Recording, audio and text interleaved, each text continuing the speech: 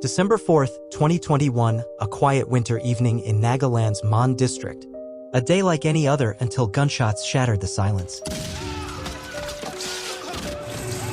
In the remote village of Oting, nestled among the hills of Nagaland, 14 civilians' lives were lost. Not to war, not to insurgency, but in a hail of bullets fired by the very forces meant to protect them.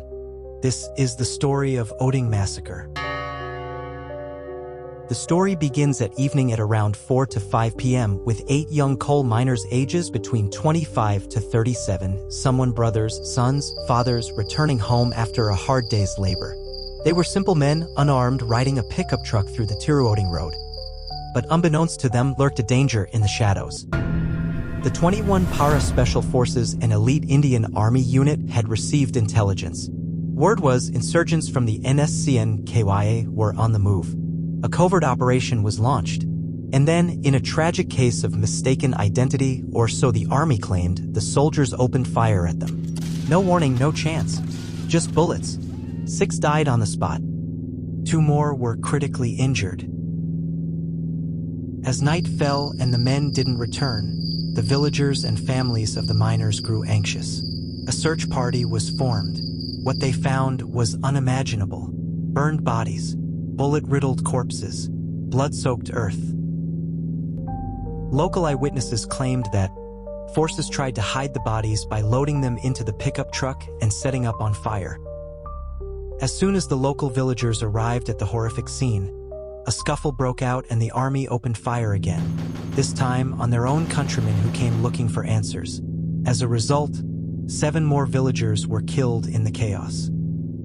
The next day, December 5th, protests erupted. In Mourn town, during an angry mob protest, security forces opened fire again, resulting in the death of 1 more civilian.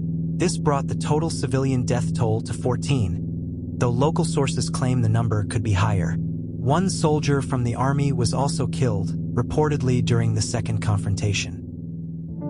The hills of Oting echoed not with drums or harvest songs but with wails of grief. Mothers, wives, children, grieving over lifeless bodies of their beloveds wrapped in cloth.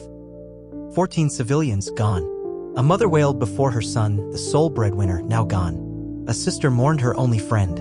A young wife screamed for her husband, married just 9 days. A widow cradled her 2-month-old baby, grieving the life they were meant to share. He was a son, a brother, a husband, a father, taken all at once. In a season meant for joy, the air was filled with sorrow. It was December, but for them, Christmas would never be the same again. The nation woke up to the horror. The Home Minister called it a case of mistaken identity. A special investigation team was formed. The army expressed regret. Candlelight vigil in solidarity of the victims and demand for justice were organized in several parts of the state and country.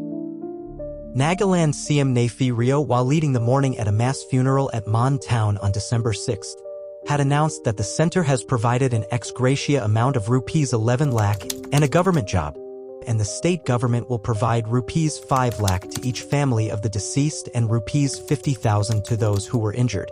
But questions remained. Why were they fired upon without verification? Why did the army try to hide the bodies as claimed by the locals? Why is there still no justice years later? I guess we'll never have a clear answer. The massacre reignited an old wound, the Armed Forces Special Powers Act, or AFSPA, a law that gives soldiers the power to shoot to kill with near-total impunity. For the people of Nagaland, Oting wasn't just a tragedy, it was proof. Proof that even after decades, their lives can be taken again, without warning. It also reminds us that lives still exist under the shadow of guns even decades after independence.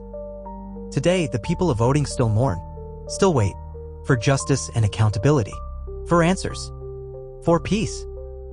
And the world must remember, because silence is not an option when lives are lost in the name of mistaken identity. It's a symbol of state failure and military excess.